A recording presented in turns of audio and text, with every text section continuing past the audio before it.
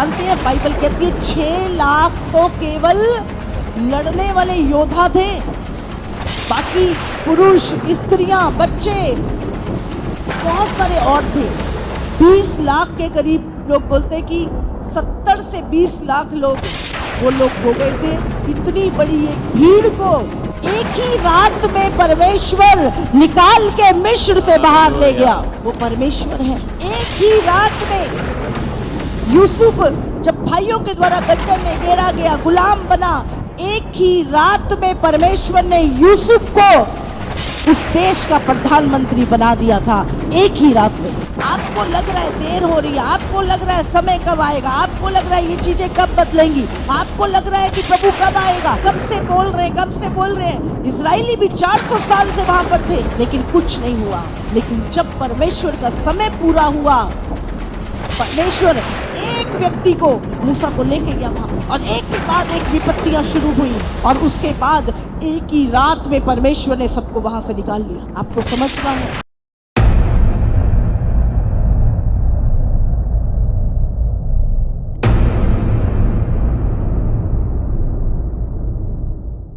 Israeli लोग 400 साल तक एक स्थान पर थे और सब ठीक ही चल रहा था।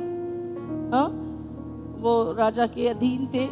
शुरुआत में जब इजरायली जो यहूदी लोग थे और जो इजराइल में रहते थे, अकाल पड़ा यूसुफ के टाइम पर, तब यूसुफ के द्वारा याकूब का पूरा घराना, वो 70 लोग थे, वो फिरौन के राज्य में चले गए थे।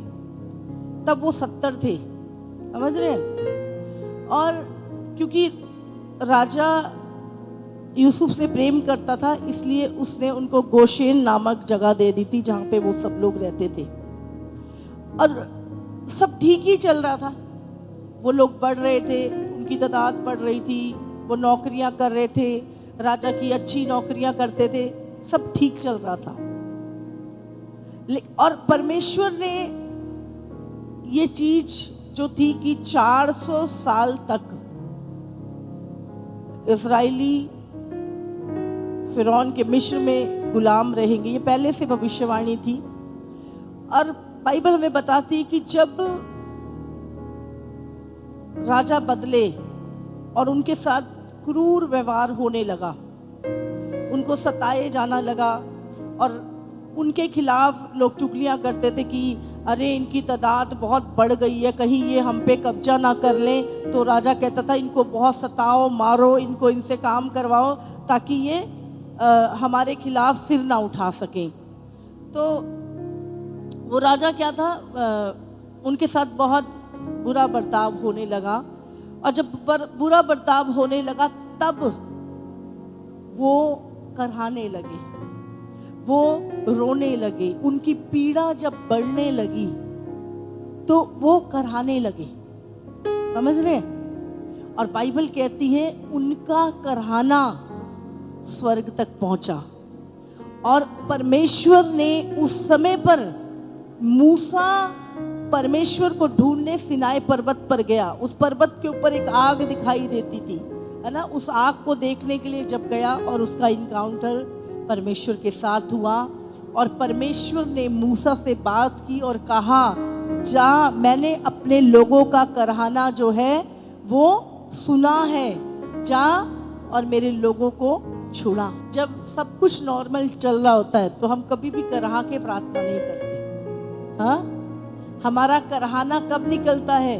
जब हम बहुत पेन में होते हैं, फिर हम आंसुओं के साथ गिड़गिड़ाते हुए, कराहते हुए परमेश्वर की दुहाई देते हैं। ऐसे ही जब वो दुहाई दे रहे थे, परमेश्वर ने उनका कराहना सुना।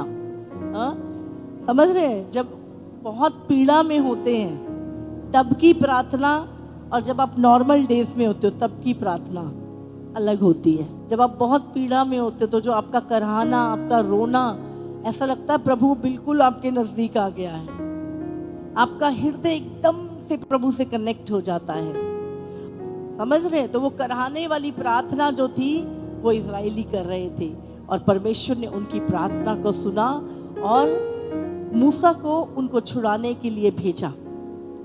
और 400 साल बाद एकाएक मिरेकल होने शुरू करे। नील नदी लाल हो गई, आग के ओले गिर रहे हैं, एकदम से टिड्डियां आ गई, उनके सारे घर मेंढकों से भर गए और एकदम से उनके पहलोटे मरे। ये क्या आ रहा था? विपत्तियां। छुड़ाने से पहले क्या आ रहा था? बहुत बार हम चीजों को अपनी बुद्धि से समझ नहीं सकते जब तक वचन हमसे बात ना करे, प्रभु हमसे बात ना करे। मनुष्य की बुद्धि बहुत छोटी है, उसको वो बहुत अच्छे से समझ नहीं आती बातें, लेकिन जब आपके पास परमेश्वर का विजडम और वचन आता है तब आप चीजों को सही कैलकुलेट कर पाते हैं। परमेश्वर ने एक रात मूसा को बोला, ये रात आखिरी रात है और आज की रात मैं तुम सबको मिस्र से बाहर निकाल दूंगा। परमेश्वर ने बोला, आज तुमने रोटियां बनानी है, जो भी बनाना है बस बना के रख लो और फटाफट से उसको भून भान के, ज्यादा तड़के नहीं लगाने, भून भान के जल्दी से और तैयार, पैरों में जूती पहन के सारा सामान लेके अपने तैयार रहना है और आज की रात तुम यहाँ से निकलोगे और फटाफट जल्दी जल्दी खाना है तुमने। आज की रात तुम यहाँ से निकल जाओगे, तुम्हें फुर्ती से तैयार रहना है। और उसी दिन मूसा जब फिरौन से मिलके आया, उसने कहा तू खुद हमें भेजेगा। और उसी रात परमेश्वर ने कहा था, मैं सारे मिस्रियों के पहलोटों को मार दूंगा। और राजा से लेकर एक मजदूर तक के घर, यहाँ तक कि जानवरों के पहलोटे तक भी, पहले बच्चे, जेठे बच्चे मर गए। हर घर में रोने की, चीखने की आवाजें आने लगी और परमेश्वर ने कहा, चलो निकलो अब यहाँ से। और सब लोग, वो लोगों के ऊपर विपत्ति पड़ी थी और परमेश्वर अपने हाथ के द्वारा, अपनी बढ़ाई हुई भुजा के द्वारा, जानते हैं बाइबल कहती है 6 लाख तो केवल लड़ने वाले योद्धा थे, बाकी पुरुष, स्त्रियां, बच्चे बहुत सारे और थे। 20 लाख के करीब लोग बोलते कि 70 से 20 लाख लोग वो लोग हो गए थे। इतनी बड़ी एक भीड़ को एक ही रात में परमेश्वर निकाल के मिस्र से बाहर ले गया। वो परमेश्वर है। एक ही रात में यूसुफ जब भाइयों के द्वारा गड्ढे में गिरा गया, गुलाम बना, एक ही रात में परमेश्वर ने यूसुफ को उस देश का प्रधानमंत्री बना दिया था। एक ही रात में। आपको लग रहा है देर हो रही है, आपको लग रहा है समय कब आएगा, आपको लग रहा है ये चीजें कब बदलेंगी, आपको लग रहा है कि प्रभु कब आएगा, कब से बोल रहे हैं। इजरायली भी 400 साल से वहां पर थे लेकिन कुछ नहीं हुआ। लेकिन जब परमेश्वर का समय पूरा हुआ, परमेश्वर एक व्यक्ति को, मूसा को लेके गया वहां, और एक के बाद एक विपत्तियां शुरू हुई और उसके बाद एक ही रात में परमेश्वर ने सबको वहां से निकाल लिया। आपको समझना है, आप वचन सुन रहे हो, आप प्रचार सुन रहे हो, यीशु आने वाला है, रैप्चर होने वाला है, खुदावंद आने वाला है, कब आएगा? रोज तो ऐसी बातें करते रहते हैं बातें। अरे तुम्हें पता है, अगर प्रभु 5 साल 10 साल पहले आ जाता तुम बच जाते। लेकिन फिर भी प्रभु वेट करता है, अपनी प्रतिज्ञा के विषय में देर नहीं करता। ये लिखा है बाइबल में, देर नहीं है। पर अभी कितने लोग हैं जो बचाने वाले हैं, जिनके लिए प्रभु वो समय पूरा होना, सबका बचाया जाना। बाइबल में लिखा है, अभी तुम्हारे भाइयों की तरह और लोग हैं जो घात किए जाने हैं। अभी यीशु के आने से पहले क्या होगा? इजराइलियों के बाहर जाने से पहले क्या हुआ? विपत्तियां आई। यीशु के आने से पहले क्या होगा? संसार के ऊपर विपत्तियां आएंगी। और हम देख रहे हैं जगहों जगहों पे आग का लगना, भूकंप का आना। इस जगह 60,000 मर गए, इतने हजार, 10,000 यहाँ मर गए, 20,000 वहां मर गए। भूकंप का आना, लड़ाइयों का होना, राज्य पे राज्य चढ़ाई करेगा, देश पे देश चढ़ाई करेगा, जगह जगह भयंकर अकाल पड़ेंगे, भूखमरी होगी। तो ये क्या था? सारा विपत्तियों की शुरुआत। तो ये विपत्तियां जो है ये शुरू हो चुकी है। ये कब शुरू? और ये यीशु के आगमन से पहले शुरू होंगी, ये बाइबल में लिखा है। लूका 21 में भी संकट और कलेश के विषय में लिखा है। उन्होंने उससे पूछा, हे गुरु, ये सब बातें कब होंगी? और ये बातें जब पूरे होने को होंगी तो इस समय का चिन्ह क्या होगा? उसने उनसे कहा, चौकस रहो कि भरमाए ना जाओ, क्योंकि बहुत से मेरे नाम से आकर कहेंगे मैं वही हूँ, और यह भी कि समय निकट आ पहुंचा है।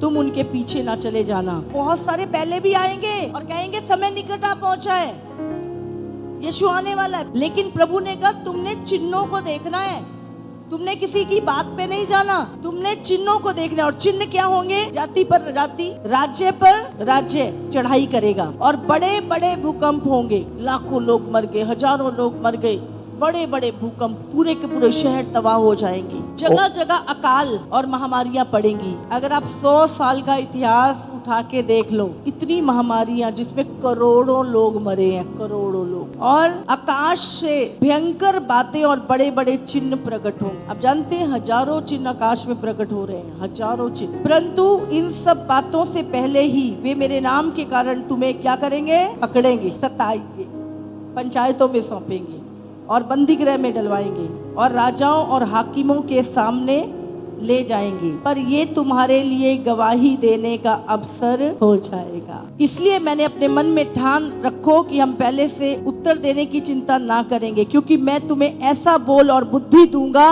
कि तुम्हारे सब विरोधी सामना या खंडन ना कर सकेंगे। तुम्हारे माता पिता और भाई और बहन, कुटुंब, मित्र तुम्हें पकड़वाएंगे, यहाँ तक कि तुम में से कुछ को मरवा डालेंगे। मेरे नाम के कारण सब लोग तुमसे बैर करेंगे, परंतु तुम्हारे सिर का एक बाल भी बांका ना होगा। अपने धीरज से तुम अपने प्राणों को बचाए रखोगे। पहले विपत्तियां, उसके बाद सताव, और अब सताव का समय है। और सताव के बाद क्या होगा?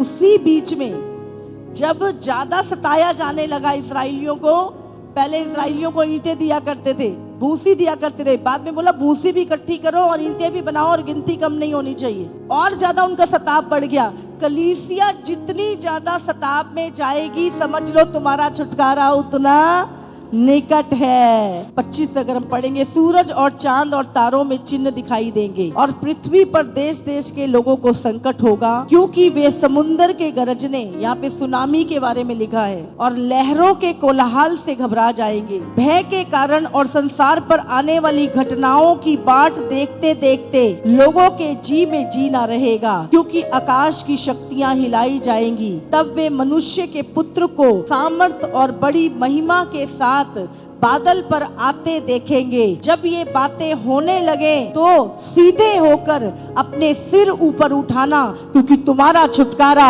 निकट है। एक जगह पर मैं पढ़ रही थी आज, प्रभु ने कहा उस समय पर लूत की पत्नी को याद रखना। बाइबल में पुराने नियम में लूत की पत्नी को याद रखना अंत के समय में, क्योंकि लूत की जो पत्नी थी, प्रभु ने बोला था उसको पीछे मुड़ के मत देखना। जब सदोम और अमोरा के ऊपर पाप बहुत बढ़ गया, समलैंगिकता बहुत बढ़ गई, समझ रहे? आज अगर आप देखो, आपको जगह जगह समलैंगिक लोग दिख जाएंगे। बाहर तो बहुत ही ज्यादा, अब तो इंडिया भी भर गया, समझ रहे? समलैंगिक लोग, ये सदोम और अमोरा के टाइम पर होता, ये सबसे घृणित पाप है प्रभु की नजर में।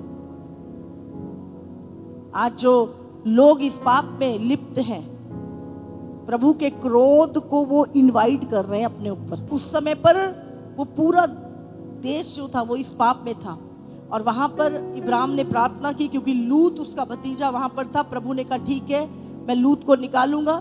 और लूत को पता था कि अब एक दिन बाद यहाँ पे आग गिरेगी और पूरा देश खत्म हो जाएगा। और लूत ने अपने जवाइयों को बोला, भाई तुम लोग बच जाओ, यहाँ पे आग गिरेगी। वो हंसी ठट्टा करने लगे, बोले पागल हो गए तुम क्रिश्चियन लोग, तुम क्या क्या बातें करते हो, उठ पड़ा, ऐसा कुछ नहीं होगा, कभी नहीं होगा ऐसा, जैसे आज वो लोग बोलते हैं। बाइबल की बातों को झूठ साबित करने की कोशिश करते हैं, ऐसे ही उन्होंने भी बोला और वो उन्होंने सुनी नहीं। उसके बाद लूत, उसकी दोनों बेटियां वहां से निकलने लगे और दूतों ने बोला पीछे मुड़ के नहीं देखना। पर क्या हुआ? लूत की पत्नी ने पीछे मुड़ के देखा और वो नमक का खंबा बन गई। वो आज भी है वहां पर इजराइल में। प्रभु ने कहा जो अपना प्राण बचाएगा वो उसे खोएगा, और जो कोई मेरे नाम के लिए अपना प्राण देगा वो उसे पाएगा। हालेलुया। तो प्रभु ने कहा लूत की पत्नी को तुम्हें याद रखना है उस समय में, कि पीछे मुड़ के नहीं देखना, विश्वास से नहीं गिरना, पीछे नहीं होना, पर आगे की ओर बढ़ते जाना है। लूका 17 उसका 20 से पढ़ते हैं हम। जब फरीसियों ने उससे पूछा कि परमेश्वर का राज्य कब आएगा, तो उसने उनको उत्तर दिया, परमेश्वर का राज्य दृश्य रूप में नहीं आता, और लोग यह ना कहेंगे देखो यहाँ है या वहाँ है, क्योंकि देखो परमेश्वर का राज्य तुम्हारे बीच में है। फिर उसने चेलों से कहा, वे दिन आएंगे जिनमें तुम मनुष्य के पुत्र के दिनों में से एक दिन को देखना चाहोगे और नहीं देखने पाओगे। लोग तुमसे कहेंगे देखो वहाँ है या देखो वहाँ है, परंतु तुम चले ना जाना और ना उनके पीछे हो लेना, क्योंकि जैसे बिजली आकाश की एक छोर से कांद कर आकाश के दूसरे छोर तक चमकती है, वैसे ही मनुष्य का पुत्र भी अपने दिन में प्रकट होगा। परंतु पहले अवश्य है कि वह बहुत दुख उठाए और इस युग के लोग उसे तुच्छ ठहराएं। जैसा नूह के दिनों में हुआ था, वैसे ही मनुष्य के पुत्र के दिनों में भी होगा। जिस दिन तक नूह जहाज पर ना चढ़ा, उस दिन तक लोग खाते पीते थे और उनमें विवाह होते थे। बाइबल क्या बताती है? जब नूह जहाज बना रहा था, तब जिस दिन तक नूह जहाज के अंदर नहीं बैठ गया, उस दिन तक दुनिया सेम वैसे ही चल रही थी जैसे रोज चलती थी। लोग घर बना रहे थे, अपनी जॉब पे गए थे, शादी ब्याह हो रहे थे, सारा ऐसा ही एक नॉर्मल दिन था वो। समझ रहे हैं? कोई ऐसा दिन नहीं था जी कोई खास दिन था वो। कहते वो बिल्कुल नॉर्मल दिन था। और लोग क्या है, शादी ब्याह कर रहे थे, पेड़ लगा रहे थे, हाँ, मकान बना रहे थे और बहुत सारी चीजें कर रहे थे। ऐसा ही डे था वो एक। तब जल प्रलय ने आकर उन सबको नष्ट कर दिया। जब भूचाल आता है तो बता के आता है कि नहीं भाई अभी तुम्हारी पार्टी लग रही है, अभी नहीं आऊंगा। हाँ, बारिश आती है बता के आती है तुम्हें। कोई भी चीज जो प्रभु की है वो बता के नहीं आता। अभी लोग सोचो नहीं नहीं कुछ नहीं होगा, कुछ नहीं होगा। सब कुछ होता है, तुम्हारे सोचने से नहीं होगा। तुम्हारे सोचने से ना सोचने से कोई फर्क नहीं पड़ता। वचन क्या कहता है, परमेश्वर क्या कहता है, जो वो चाहेगा, जो उसने लिखा है वो ही होगा। तुम रो दो, सोचो ना सोचो, तुम्हारी बात नहीं। जो प्रभु ने लिखा है वो होगा। और जैसा लूत के दिनों में हुआ था, हाँ। कि लोग खाते पीते, लेन देन करते, पेड़ लगाते और घर बनाते थे। हाँ, लूत के दिनों में भी सारे नगर में यही काम चल रहा था। लोग, कोई दुकान पे बैठा था, कोई लेन देन कर रहा था, कोई पेड़ लगा रहा था, कोई शादी ब्याह कर रहा था, कोई कुछ कर रहा था। ऐसे ही एक नॉर्मल डेज था वो भी। हाँ, क्या क्या कर रहे थे लोग? आज भी क्या, ये होटल में खा रहे हैं, वो रेस्टोरेंट में खा रहे हैं, हाँ, वहाँ पे खाने जा रहे हैं, लेन देन कर रहे हैं, पेड़ लगा रहे हैं, घर बना रहे हैं। हाँ, ये सारी चीजें उस समय पर भी होंगी और ज्यादा होंगी। आप जानते जब परमेश्वर का आना होगा तो ये ज्यादा होगा। ज्यादा जहाँ पे जंगल थे वहां पर भी घर बन रहे होंगे। परंतु जिस दिन लूत सदोम से निकला, उस दिन आग और गंधक आकाश से बरसी और सबको नष्ट कर दिया। मनुष्य के पुत्र के प्रकट होने के दिन भी ऐसा ही होगा। समझ आ रही है? बता के नहीं आएगा वो दिन कि कल परसों है। हमें तैयार रहना है, हर समय तैयार रहना है। जब तुम परमेश्वर का वचन सुन रहे हो, हमें तैयार रहना। लूत की पत्नी को स्मरण रखो। जो कोई अपना प्राण बचाना चाहे, हाँ, वह उसे खोएगा, उसे खोए वह उसे जीवित रखेगा। जो कोई अपना प्राण बचाएगा। नहीं नहीं मैं यीशु को नहीं जानता भाई, मैं नहीं चर्च को मानता, मैं नहीं जानता। प्रभु कहता है वो क्या करेगा? अनंत काल की मृत्यु कमा लेगा नरक की आग में, अनंत काल की मृत्यु। लेकिन जो कोई उसे खोए, कुछ भी हो, मैं यीशु का हूं, मुझे पता है मैं मर भी गया, मैं अनंत काल के लिए जीवित रहूंगा। प्रभु ने कहा, और जो कोई उसे खोए, अपने प्राण को खो दे, वो उसे सदा जीवित रखेगा। हालेलुया! कितने को समझ में आ रहा है? इसीलिए अपने ईमान के कारण, अगर आज आप छोटे छोटे सेक्रीफाइस नहीं करने आते ना, आपको छोटी छोटी चीजों का इनकार नहीं करना आता, प्राण तो बहुत बड़ी बात है। फिर अब आज आप पाप का इनकार नहीं कर सकते, अनाज्ञाकारिता का इनकार नहीं कर सकते, छोटी छोटी बातों का इनकार नहीं कर सकते, तो प्राण पे आएगी तो बोलेगा ना भाई हम यीशु को नहीं जानते, हम तो घूमने गए थे चर्च में। ऐसा तक बोल सकते हैं लोग, इनकार कर सकते हैं यीशु का। आज अगर 2 गलत पैसों के लिए आप प्रभु के वचन को तोड़ सकते हो, तो कल को यीशु को बेच सकते हो, अपने भाइयों के खिलाफ गवाही दे सकते हो, उनको जेल में फंसा सकते हो। अगर आज तुम्हारे अंदर से करप्शन नहीं गया, कल वो करप्शन अपने ही लोगों के लिए होगा। लिखा तुम्हारे माँ बाप, तुम्हारे भाई बहन, तुम्हारे मित्र तुम्हें पकड़वाएंगे, जो आज तुम्हारे मित्र बने फिरते हैं। पहले क्या आएगा? संसार के ऊपर विपत्ति, फिर दूसरा कलीसिया के ऊपर सताव, और सताव के बाद यीशु छुटकारा। हालेलुया। ये चीज दिमाग में बिठा लो। पहले विपत्ति आएगी पूरे संसार के ऊपर, एक के बाद एक, एक के बाद एक, एक के बाद एक। आप 24 घंटे विपत्तियों ही सुनोगे। इतना, चलती बस में आग लग गई, 5 लोग जिंदा जल गए, बाकी झुलस गए। जहां देखो चलती गाड़ी में आग लग गई भाई, ये फैक्ट्री में आग लग गई, उस फैक्ट्री में आग लग गई, वहां पर ये हो गया। मतलब इंसान का कहीं भी कुछ भी हो रहा है, कुछ नहीं, इंसान का पल भर का नहीं पता, पल भर का। लेकिन अगर आप परमेश्वर के साथ सही चल रहे हैं, खुदा आपकी रक्षा करेगा, खुदा आपकी गारंटी लेगा, खुदा आपको बचा के रखेगा। अपना जीवन प्रभु के साथ ईमानदारी से, भले थोड़ा हो लेकिन उसमें भी आशीष होएगी। प्रभु बढ़ाएगा आपको, आपकी फेथफुलनेस को देख के आपको बढ़ाएगा, आपकी ईमानदारी को देख के प्रभु आपको फलवंत करेगा। लूत की पत्नी को याद रखो, प्रभु ने कहा 2 जन सो रहे होंगे, एक उठा लिया जाएगा और एक रह जाएगा। कलीसिया में भी सब नहीं जा रहे, जो वचन को सुनकर भी रोज वचन को सुनते हैं और निर्णय लेते हैं, हाँ अब से हम पाप छोड़ देंगे, अब से हम ये करप्शन छोड़ देंगे, अब से हम, और फिर जाके करते हैं, तो प्रभु लेके जाएगा उनको। देखो, जो नहीं जानते वो माफ हो जाएंगे फिर भी, पर जो जानते हैं उनकी तरफ प्रभु देखेगा भी नहीं। तुझसे रोज बात करता था मैं, जो जानते हैं, सुनते हैं, पता है सब कुछ, फिर भी जानबूझ के कर रहे हैं, कहाँ है माफी फिर? अब तो परमेश्वर को ठेंगा दिखा रहे हो। हाँ, हम तो करेंगे, हम सब जानते फिर भी करेंगे। आप क्या कर रहे हो? परमेश्वर की खिल्ली उड़ा रहे हो, ठट्ठों में उड़ा रहे हो, उसको मजाक में बना रहे हो परमेश्वर का। बिगाड़ हमारा क्या बिगाड़ेगा? हम तो करेंगे। अब बताओ, प्रभु से लड़के, प्रभु से पंगा लेके कुछ कर सकते हम? शैतान से तो प्रभु बचा लेगा, प्रभु शैतान से बचा लेगा। अब प्रभु के साथ ही पंगा लोगे तुम, कौन बचाएगा? बाप से ही लड़ बैठे तो। इसीलिए जब प्रभु का वचन सुनते हैं, भय मानो प्रभु का।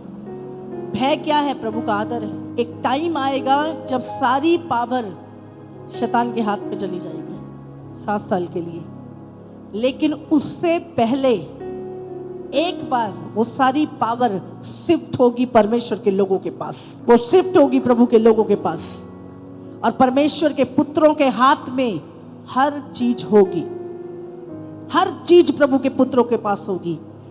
पावर, पैसा, हर चीज में प्रभु एक बार अपने लोगों को स्टैब्लिश करेगा, हर चीज में पूरा अधिकार उनको देगा, उसके बाद वो ट्रांसफर होगी। हालेलुया।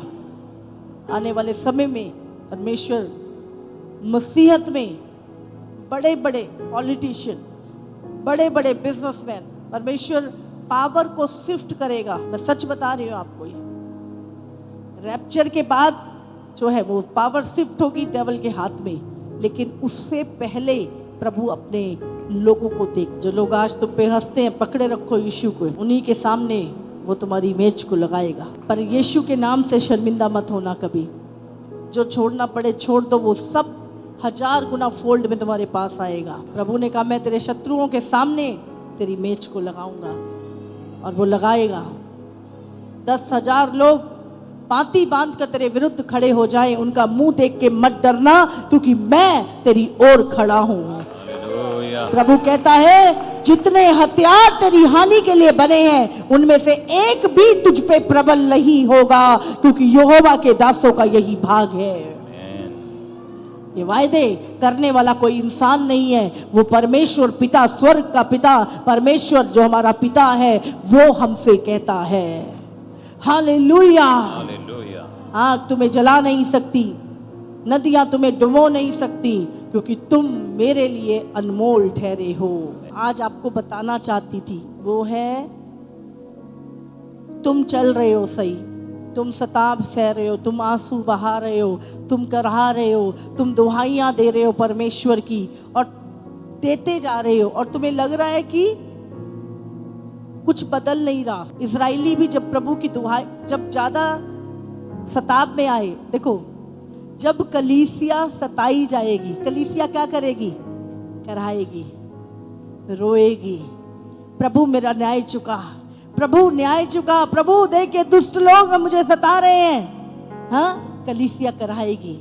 जब तुम्हारा कराना परमेश्वर तक पहुंचेगा, तब यीशु तुम्हें लेने के लिए आ जाएगा, तुम्हें छुड़ाने के लिए, तुम्हें हमेशा के लिए कनान देश में, वो स्वर्ग में ले जाने के लिए प्रभु आ जाएगा। हालेलुया। तो चिंता ना करें, सारी बातें मिलकर हमारे लिए भलाई को उत्पन्न करेंगी। हम चाहे सताए जाएं, चाहे कुछ भी क्यों ना हो, सब बातें हमारे लिए भलाई को उत्पन्न करेंगी। और संसार पे विपत्तियां भी तभी आएंगी। तो मेरा कहने का यही है कि एक रात के अंदर परमेश्वर अपनी पूरी दुनिया की कलीसिया को उठा के पलक मारते ही, एक दिन भी नहीं, अब तो पलक झपकते ही सारी कलीसिया बादलों पे उठा ली जाएगी। और वो दिन कैसा होगा? आम दिनों जैसा ही होगा। खा रहे हैं, पका रहे हैं, हाँ, काम चल रहे हैं, सब कुछ, ब्याह शादी चल रहे हैं, हाँ, लेन देन हो रहे हैं, पेड़ लगा रहे हैं, घर बना रहे हैं, हाँ, पता नहीं क्या क्या प्लानिंग कर रहे हैं, ऐसा ही दिन होगा। लेकिन जो लोग जानते हैं प्रभु का आना निकट है, वो उपवास कर रहे होंगे, प्रार्थनाएं कर रहे होंगे, संगति कर रहे होंगे, परमेश्वर के भले कामों में लगे होंगे। वो संसार के कामों में नहीं, वो प्रभु के कामों में और प्रभु की बाट जोते होंगे। बाइबल कहती है जो परमेश्वर की बाट जोते हैं, प्रभु उन्हीं को लेने आ रहा है। कलीसिया, प्रभु की बाट जोते रहो। हमें संसार के कामों में लिप्त नहीं रहना। हाँ, ठीक है, वो कर रहे हो, वो अलग है, लेकिन तुम्हारा पूरा ध्यान परमेश्वर के आगमन के ऊपर लगा रहे। लोगों का खाना बना लिया, खा लिया, सो गए, उठ गए, जा लिए, यही दुनिया भर के काम, 24 घंटे इसी में दिमाग, इसी में दिमाग, इसी की बातें, इसी का दिमाग, इसी के काम, यही चर्चा। लेकिन हम नहीं, हम करते हैं जितना हमें चाहिए होता है, जरूरी होता है, उतना काम करते हैं, बाकी टाइम पूरा प्रभु का है हमारा। और हमारा ध्यान उन चीजों में नहीं रहता, हमारा ध्यान परमेश्वर में रहता है। आपको पता है ये बाट जो रहा है, तो आपको क्या लगता है जब परमेश्वर के पुत्र चिल्लाएंगे, कराएंगे, प्रभु आराम से बैठ जाएगा? उनकी दुहाई नहीं सुनेगा। वो कहता अगर एक अधर्मी न्यायी, एक पापी व्यक्ति न्याय चुका रहा है, तो मैं जो धर्मी हूं, मैं अपने लोगों की दुहाई नहीं सुनूंगा। परमेश्वर उतर के आ जाएगा। तैयार रहो, एक ही दिन में, एक ही दिन में, एक ही सेकंड में रैप्चर हो जाएगा। अभी लग रहा है कब से सह रहे हैं, कितने समय से कर रहे हैं, चिंता मत करो। यूसुफ 30 साल तक चलता रहा, सहता रहा, एक ही रात लगी उसकी जिंदगी बदलने में। इजराइली 400 साल तक चीखते रहे वहां पर, लेकिन एक ही रात में प्रभु लाखों लोगों को निकाल के वहां से ले गया और शत्रुओं को का नाश हो गया। इसीलिए प्रभु का आगमन निकट है। तैयार रहो, अपने आप को पवित्र रखो। ना तुम्हारा पैसा जाएगा, ना तुम्हारे ये झूठ फरेब जो भी है त्याग दो, कुछ नहीं है इनमें। बाइबल में लिखा धर्म बढ़ेगा। जब अधर्म बढ़ेगा, पवित्र लोग खरे निकलेंगे, हाँ, प्योरिटी आएगी। एक इधर पवित्र लोग और अधर्म का बढ़ना। डार्कनेस जब बढ़ती है ना, काली रात जब बढ़ती है, तो सितारे उतने चमकते हैं। इसी तरह जब अधर्म बढ़ेगा, पवित्र लोग उतना चमकेंगे यीशु मसीह के नाम से। इसलिए चिंता ना करें, अपनी दौड़ को दौड़ते रहें, सामर्थ्य के साथ दौड़ते रहें। आप सबको जय मसीह की। इसी तरह से परमेश्वर के और सामर्थी और अद्भुत प्रकाशनों को अपने जीवन में ग्रहण करने के लिए हमारे YouTube चैनल को सब्सक्राइब करें, ताकि हर एक वीडियो का नोटिफिकेशंस आप तक पहुंच सके। हालेलुया।